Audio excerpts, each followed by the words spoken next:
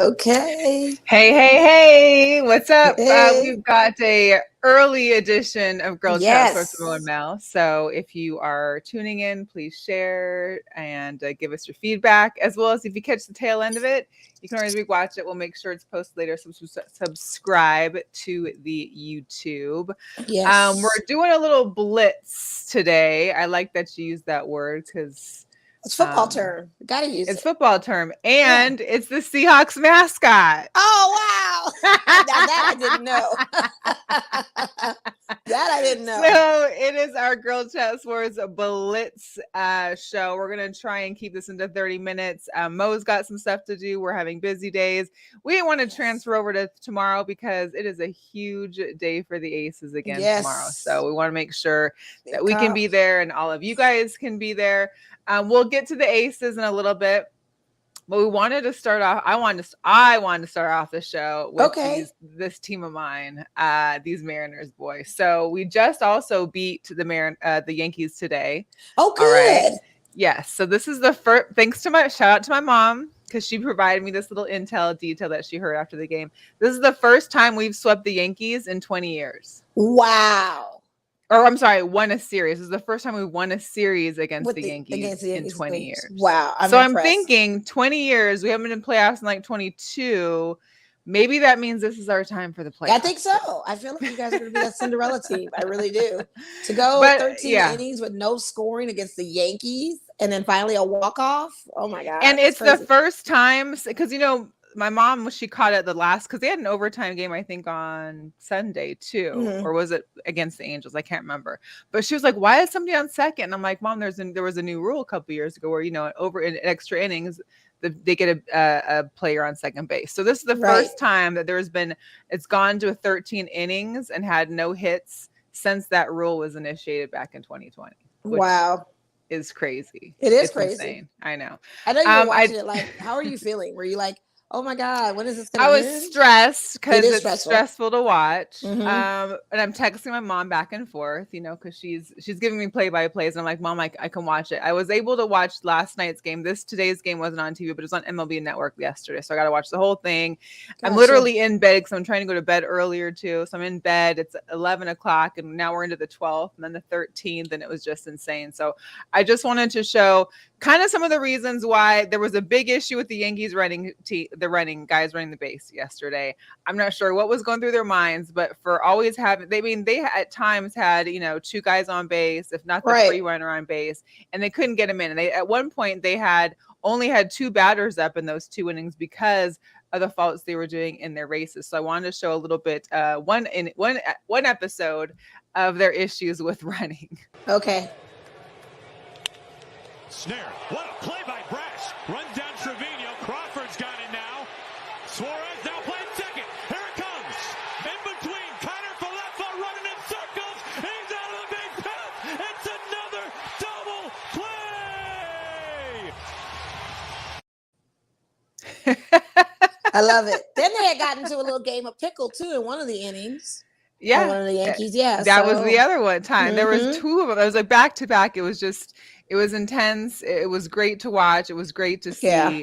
I thoroughly enjoyed it myself. So that was good. And then there was also, this was the key to the win that night. So it was just, shout out to Luis Torrens, man. You can't end a game better than this. 0-2 coming. Into right field. It is it. The Mariners win it. The first run is the only run in an instant classic. It's the game of the year. Luis Torrens, a pinch hit walk-off base hit in the... I mean, that's huge. That's really huge to walk off. I mean, this is... It's a big deal. I feel like Yankee fans, what y'all thinking? How y'all feeling about that? Because that ain't good. Listen, the Yankee fans are, but of course the Yankees are just like, yeah, we're still like at 70 some wins, we're top of the league, but it just shows that they can be beaten, and they can be beaten. They especially can be beaten. Yeah, they'd be at the top of the league. They ain't the number one in the league. We know who the number one sits. They ain't ready for that action. We know your Dodgers ready are for in my there. boys in blue in that and action. They took down those Padres, and boy, those Padres fans were mad. The fights they were having was intense. I couldn't believe it. That's a Jugadores Locos. I went on YouTube and watched that, and I was like, I already know they was gonna be fighting. San Diego, LA County, East LA, they gonna fight. Man, and it was a real fight. Like, it was there was one fight when they got dragged down the stairs. Those were the seats I was sitting at when I was in San Diego at the Padres game. It was those same seats.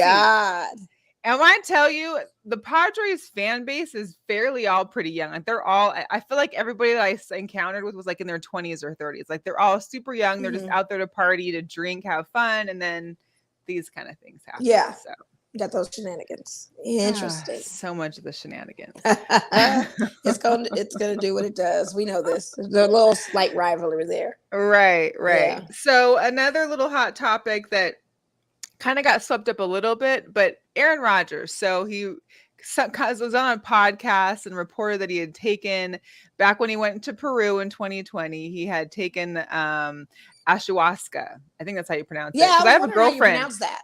I have a girlfriend in Costa Rica who actually did one of those little retreats and did the ayahuasca. So it's like a paella or something like that? Similar. It's like a plant, but they make it into a beverage and you drink it, and you basically like are hallucinating, and like whether you could be having pleasant ones or terrible ones, you could be throwing up, you're in sweating because you're in this hot like tent. It's like a whole thing. It's like a whole thing. But apparently for Mr. Rogers, it gave him deep, meaningful appreciation for life. And he came back and he knew that he was never going to be the same.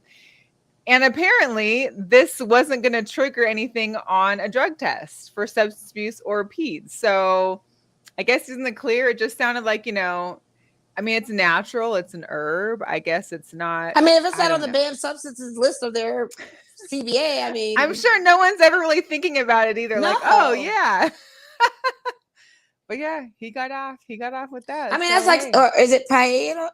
Peyote. Yeah, peyote. Peyote. Same difference in peyote. Yeah. Yeah, but peyote smelk, right? No, you can induce that too. You throw up, you have hallucinations, the same thing. I think it's a different experience with not that I've done it, but I've had friends. This one's just, I guess it's big in South America. Like I said, I know a girlfriend that did it, and she, had people have good and bad trips, but apparently even whether they're good or bad, you still have the same kind of like, evolution of life and kind of how you're changing your ways and how you're seeing the light and where you're going in life. And so, hey, maybe that's how he won the MVP again last year. Yeah. I'm trying to think of the name. Yeah, peyote. Yeah. You drink that. Yeah, you can drink that. Right. They do the same thing. I think that's more, where was my friend? She was in Peru when she had that. Okay. So they did that. Yeah. So yeah, that's right. So we're going to get into Marshawn, and I have a hard time putting him in Jugadores Locos because I just don't feel, some of the things he does is just funny and hilarious. But that is a Jugadores Locos. But it is a Jugadores Locos. He is. Yeah. So we're talking about Marshawn Lynch, of course. The middle picture's his mugshot. Now. He blinked. It was a good blink. It was a long blink. Yeah. That's probably the best blink I've ever seen. But I've blinked in photos that kind of look like that. Like, no, take it again. Yeah. I get it. He could have blinked. That's the best DUI mugshot I've ever seen in my life. So I want to get your perspective because I had to ask you this because, you're my kind of downtown Main Street kind of girl that knows the areas pretty well. I know some of the area off of like the Stratosphere because I have clients that are kind of down that Naked City area. So his car was stopped. He apparently had stopped from an ongoer, had seen him stopped about 5:30 in the morning on Tuesday, and that he was he even got out the car, was sitting on the curb and whatnot. But police came at 7:30.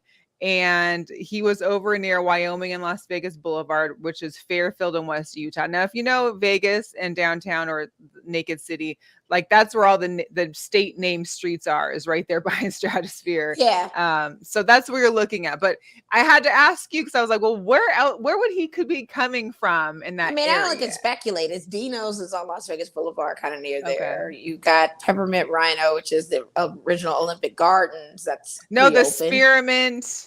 It's not the spearmint rhino. It's peppermint hippo, which is like peppermint hippo. Yeah, it's the old OGs. Yeah, they play off of spearmint rhino, so it's peppermint hippo. Funny. I mean, we can always speculate that that's where he's coming from, but no telling where he's coming from because it's Vegas. I mean, all I know is it must have been a great Monday. He had a great Monday night. He could have, yeah. Because if you're out until 5:30, 7:30, not that none of us have ever been out that late because we have, you definitely had a good night. And yeah, they said his tires was all jacked up and all this kind of They stuff. said that his car was inoperable, that one tire was gone completely and another one was flat. Apparently he had been seen or observed hitting numerous curbs or medians, and then because of there being no tire, there was some, like, you could tell that there was damage just from a car traveling with no wheel.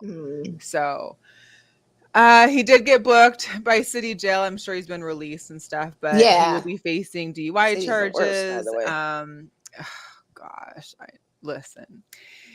The question is, how is this going to affect any of his future career possibilities? Because there was an article about he was being rumored to be working with Amazon as part of their Thursday night football program and doing like pre and post game coverage. There's also reports that he'd be working with the Seattle Seahawks as like a special correspondent and doing creative content projects and stuff regarding the team. So I don't think it's going to do anything to affect his future. I don't think so. I think it's like anybody else that has. Do you know what I think here's the deal. It would have been a lot different if something happened, if there was an injury, if someone got hurt, if there was pedestrian. You know what I mean? I feel like that might have been a difference. And luckily, and thank God that he was fine, and that people, nobody was hurt. People just either in the league, I don't think that's going to affect him. We're talking about the NFL. We're talking about different businesses and stuff like that. This is his personal life, and sadly, it's like. And people were going off on Twitter because LVMPD had tweeted the breaking news about him getting arrested. And people were going in. It's like, okay, so you're going to post about him and tweet about him. But not everybody else? Yes, exactly. Because there were 4 deaths that day of pedestrians getting hit that same morning. Yes. And so they only want to concentrate on Marshawn. Which is ridiculous. So that's why I think it's not going to affect him too much. I don't think so, because everybody else, I mean, the league, the head, the people in corporate offices, I think everybody's had a DUI at some point in their life. And I feel like you can't judge that on one person. And the fact that, he just has a name. And if team owners can get booked for their shenanigans, get arrested, do things. I mean, what is this? Has nothing to do with his jobs. Nothing. The only thing I am concerned about is when you reach that limit, please call a ride. Please call Uber if you can. Please try not to force yourself or rationalize your drunken thoughts thinking that you got it and you don't, because that's what impaired is. It's impairing your thought process. It's impairing your vision. It's impairing everything. So you're rationalizing your modus operandi. I think you could drive and you can't. Right. So Uber works, and I know he's one of those guys where he doesn't like, to talk too often, or he probably didn't want the Uber driver asking him multiple questions or something like that. But, if you got a team out here or support, like, call somebody just easily.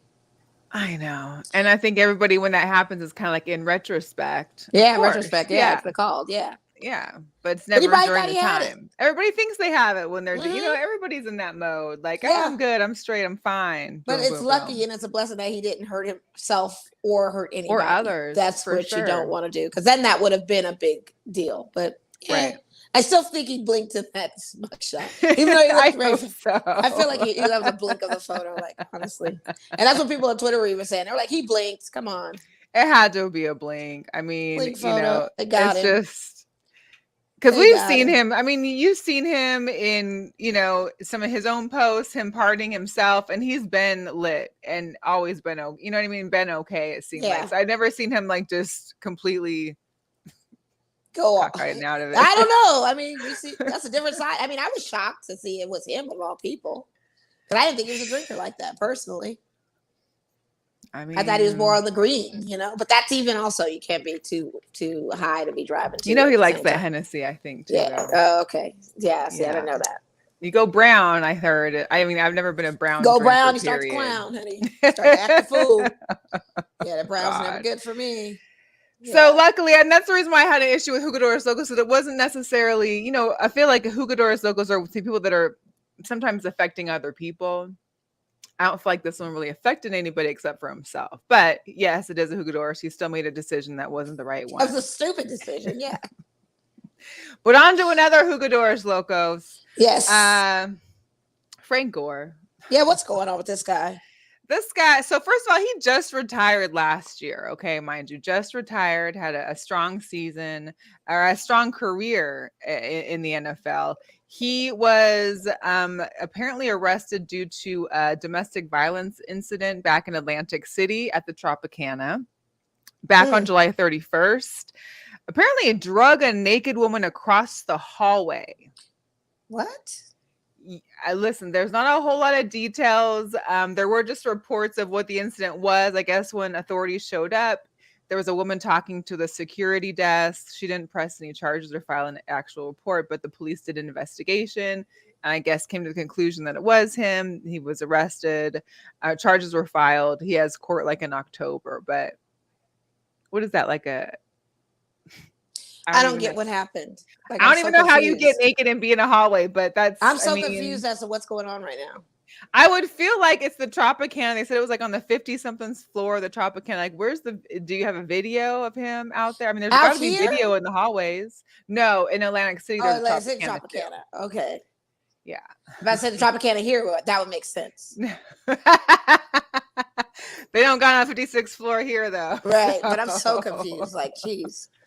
That I don't, like I said, I don't know. That was all, but that's enough to put you in the category, sir. Oh yeah. Oh, absolutely. That's definitely crazy for you. That's definitely crazy. Man, it is.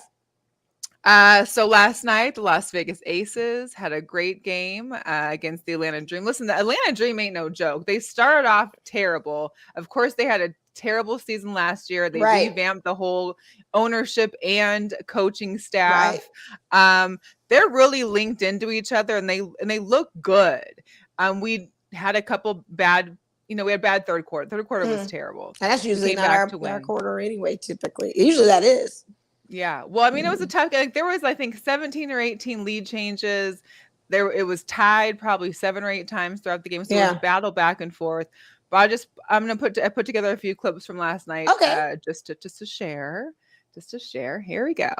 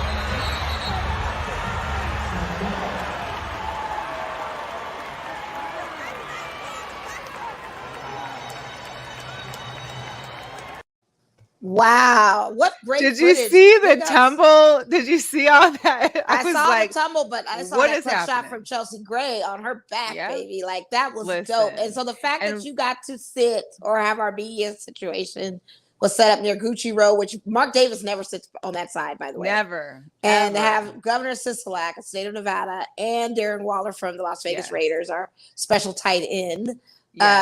All in that row like that, and to have that footage that you got, I mean, that was amazing, Mel. Well, and to watch the reaction, like, listen, Governor Sisolak was invested in this game, and shout out to him. He retweeted one of our posts on Twitter. Yeah, did you ever get a chance? Did he leave like immediately after the game? Were you weren't able to talk to him? Honestly, I feel like I looked up to catch like the winning, smoke and whatever else they do, and it's like they were gone.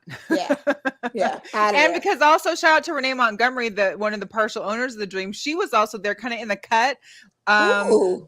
she was there, and I noticed her because she was like, on the other side of the court in the corner, and I was like, man, I really want to talk to her. Yeah. But game was over, she was out, but she was up cheering for her squad. She was, she was there supporting her team, which was great to see. I just wish she would have gotten some recognition for being there too, because you don't see owners traveling a lot with teams. Absolutely. And you also don't see, of course, women and Black women that are owners getting that recognition as well too. So it was dope to see her there. She was definitely into the game.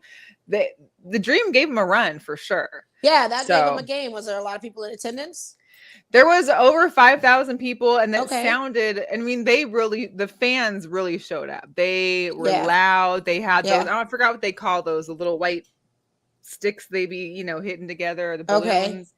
But it was good. And KB, Kirsten Bell, was put in, I want to say, like the end of the first for a little while. So Coach Hammond has kind of switched it up. She again stayed with Stokes in the starting five, and Dearica Hamby came off the bench. Dearica Hamby did get injured though in the second and returned. And I just saw the injury report for tomorrow's game. She's not going to be playing tomorrow. So we wish her well and hope things are okay with her. Yeah, I hope so. I know. Yeah. Thanks, Ms. Bondi. Thunder sticks. I'd be forgetting. I'm like, what are those things called? Thunder sticks. Thunder sticks.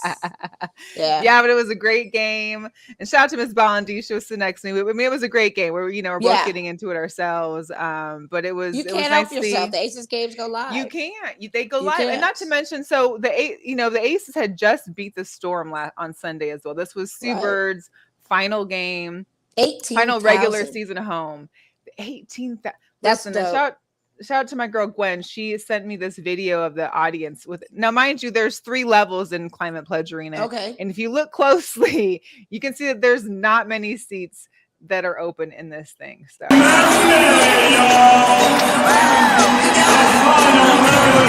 game of the 2022 regular season.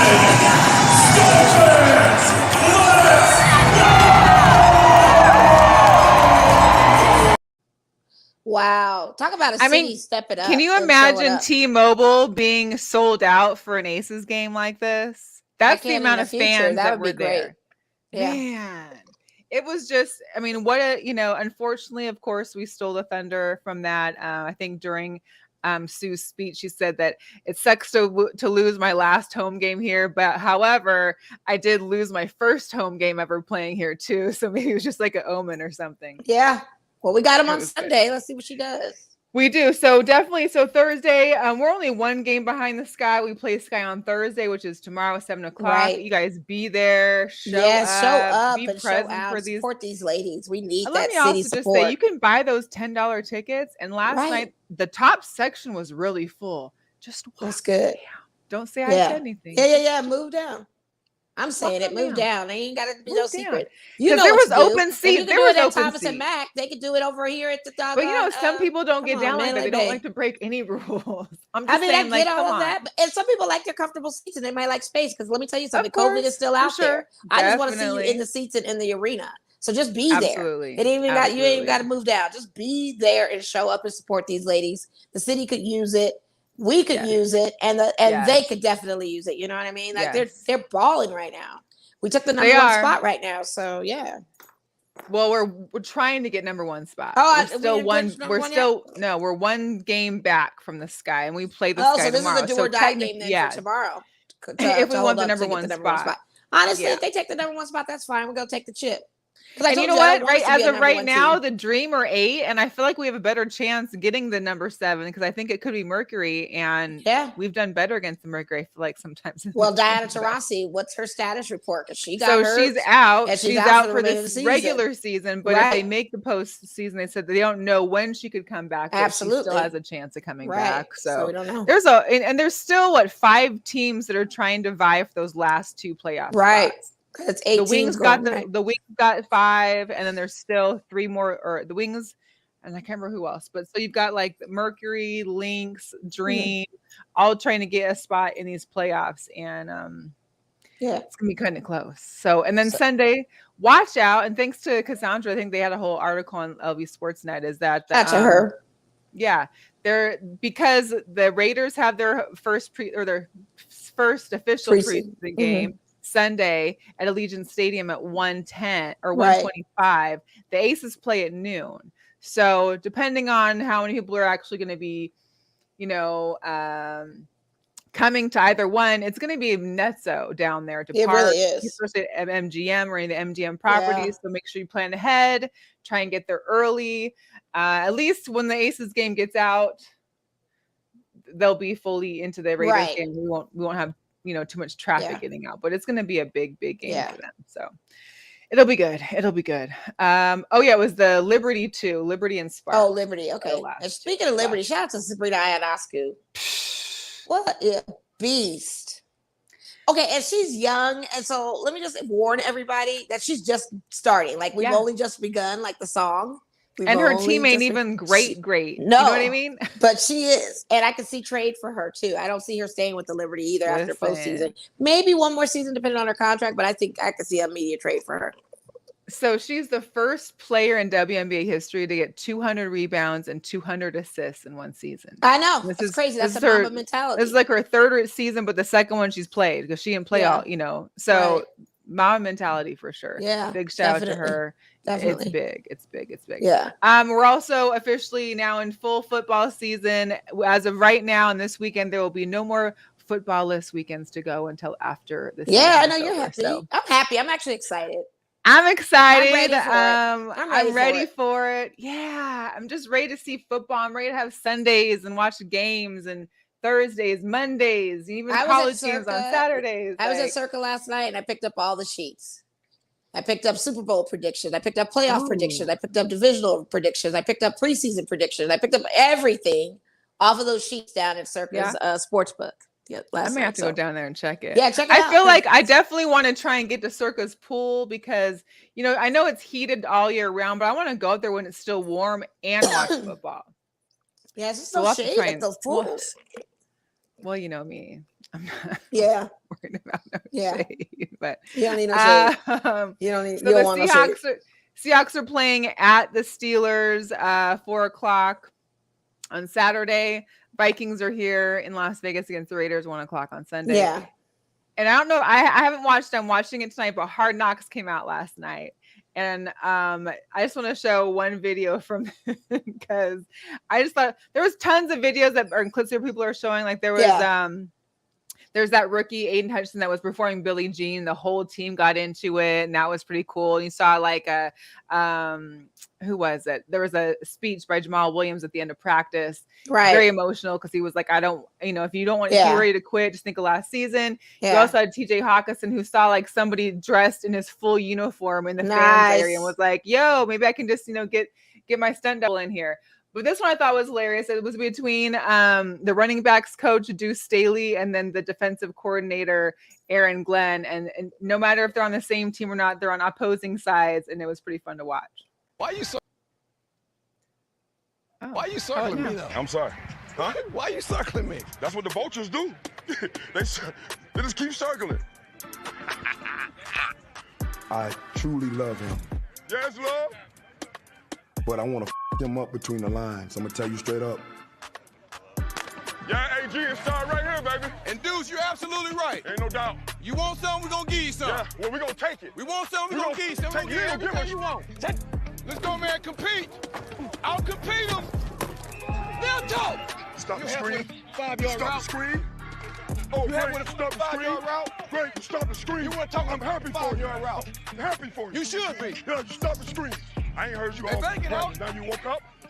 You forgot to tell them we playing today. You forgot to tell them we playing today. Y'all had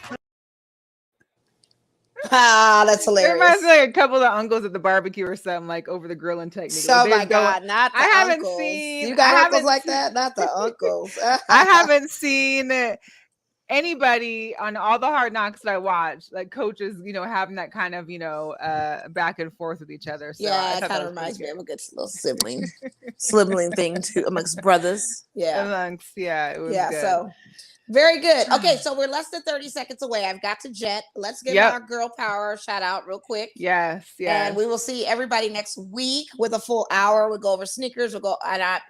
I'm over the sneakers, but we'll talk about that next week, and you'll know why. But let's give a shout out to this lovely lady. Yeah.